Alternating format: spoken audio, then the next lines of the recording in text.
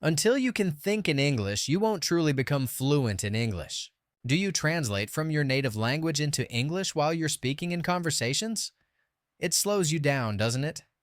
It creates unnatural pauses and it increases your stress levels while you're speaking because you panic when you realize you're taking too long to translate words in your head. All of this stops you from being able to communicate easily and naturally in English. So today, I want to share some simple exercises and techniques to train your brain to think in English. I'm Vince, and here at Peak English, we are passionate about helping you to speak up and say yes to more new opportunities as English speakers. You can find out more about us by visiting our YouTube channel or find us on our socials. Thinking in English is so related and connected to feeling fluent in English. Being able to speak without pause or hesitation, just to have the words ready on the tip of your tongue. So, how do you get from where you are right now to that magical place? How can you train your brain to think in English? One of the core principles of learning to think in English is to immerse yourself consistently. And that makes sense. You surround yourself with the language that you're learning as much as possible. If you haven't already made the switch to English-speaking news, start there. Learn the lyrics to English songs and listen or sing to them as much as you can. Watch movies or TV shows if that's your thing, or read books or listen to audiobooks or podcasts. While you're doing any of these things, you're hearing words and useful grammatical structures in context, which helps you to understand how they're used in real-life situations.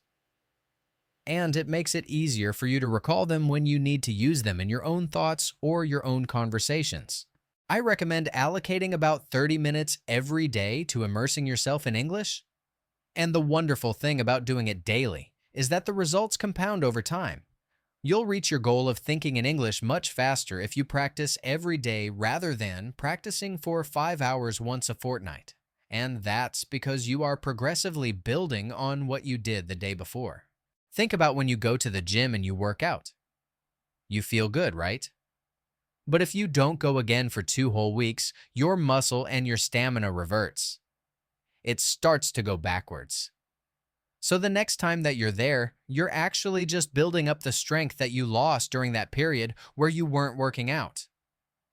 But if you keep working out every day, you're going to be progressively building that lasting strength and muscle, right? It's the same with your English training.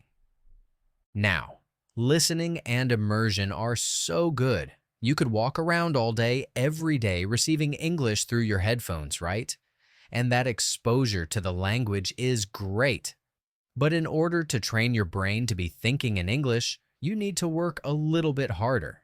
You need to activate the ideas, the language, and the grammatical structures in your mind so that you can really easily access them while you're thinking in English. You need to keep that language super active. Now, I've got a few specific exercises that you can do to train your brain to think in English, and I've designed these activities to be short and manageable. You'll be able to do these tasks in 30 minutes or less each day. Let's use a podcast as the source. 6-Minute English is fantastic because their episodes are short and sweet and they're focused on a clear, specific context.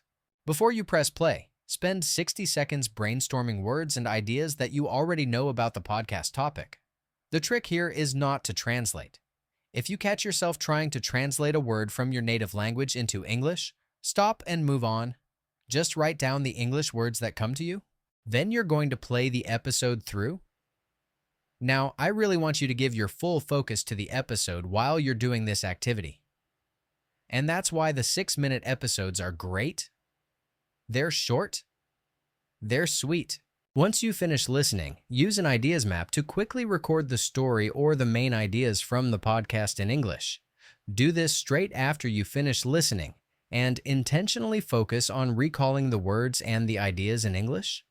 It doesn't need to be in any particular order, but write down what you recall from the episode as soon as those things pop into your mind. What's great about this is that you're making these neurological connections between the language that you've just been listening to and the English words that you need to talk about the topic or to share these ideas again. To take it one step further, meet with your speaking partner to discuss the podcast episode. And here's the thing, the more you practice doing it, the easier it becomes to think in the language to think in English. So, more and more opportunities to activate English words, ideas, and thoughts in your mind. More power to you.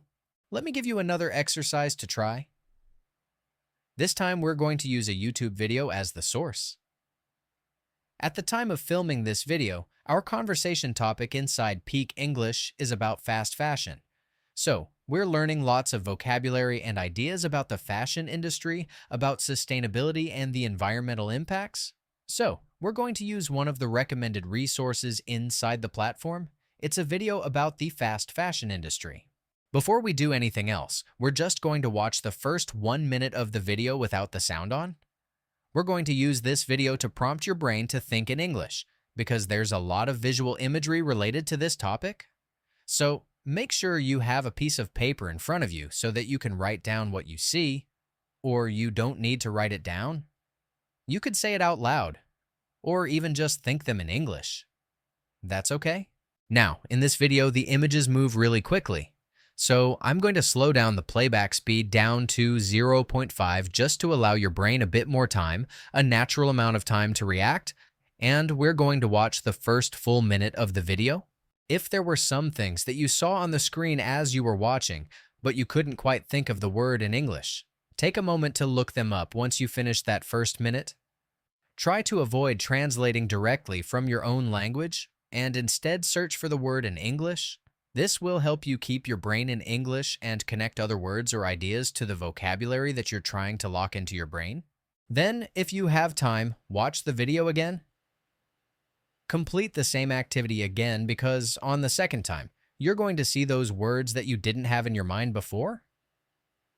That prompt on the screen is going to help you to quickly retrieve the word that, strengthening that neurological pathway.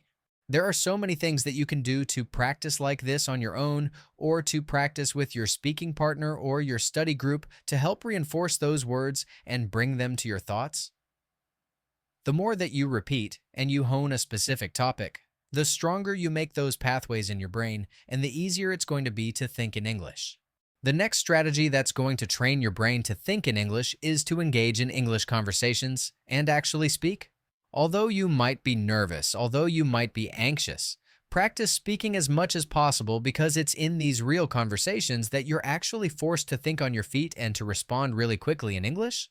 Now, this activity is made much easier if what you were doing in the previous exercises is actually what you are talking about as well, so that the ideas, the vocabulary, everything you need is connected. Now, if you are a regular viewer of this channel, you will know that in the Peak English community, there are always solutions to problems. If you are shy or do not have a practice partner, you can use AI communication tools through GPT Chat or Gemini. So, it will be easy to talk regularly and practice continuously. And finally, you can train your brain to think in English by setting a fixed amount of time, just 5 minutes. You can set a timer and simply describe what is happening around you in the world. If you're on a walk, on the bus, in your office, the best thing about this activity is you can do it anytime, anywhere. And during that time, your only task is to mentally focus on pulling your brain away from your native language and towards English. Describe the world around you. Narrate your actions, what you're doing. Express your thoughts or your opinions about what's happening around you in that moment.